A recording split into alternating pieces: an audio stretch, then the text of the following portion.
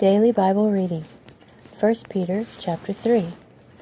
In the same way, wives, submit to your husbands, so that even if some of them do not believe the word, they will be won over by your conduct, without your saying anything, as they see your respectful and pure behavior.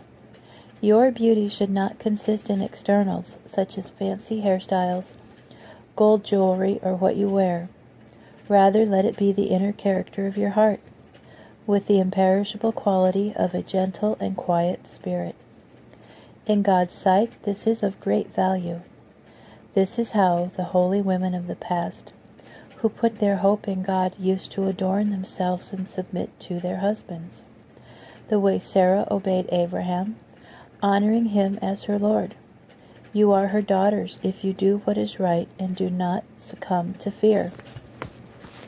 You husbands, likewise, conduct your married lives with understanding.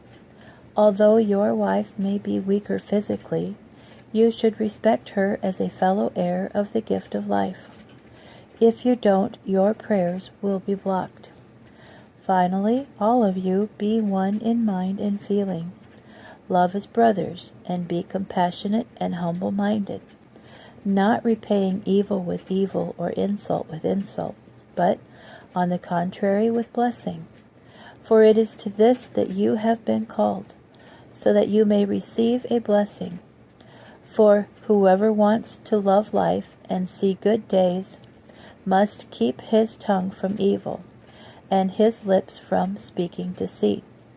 Turn from evil and do good. Seek peace and chase after it. For Adonai keeps his eyes on the righteous, and his ears are open to their prayers.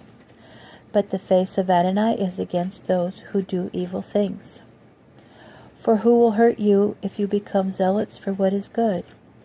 But even if you do suffer for being righteous, you are blessed. Moreover, don't fear what they fear or be disturbed, but treat the Messiah as holy, as Lord in your hearts, while remaining always ready to give a reasoned answer to anyone who asks you to explain the hope you have in you, yet with humility and fear, keeping your conscience clear, so that when you are spoken against, those who abuse the good behavior flowing from your union with the Messiah may be put to shame. For if God has in fact willed that you should suffer, it is better that you suffer for doing what is good than for doing what is evil. For the Messiah himself died for sins once and for all, a righteous person on behalf of unrighteous people, so that he might bring you to God. He was put to death in the flesh, but brought to life by the Spirit.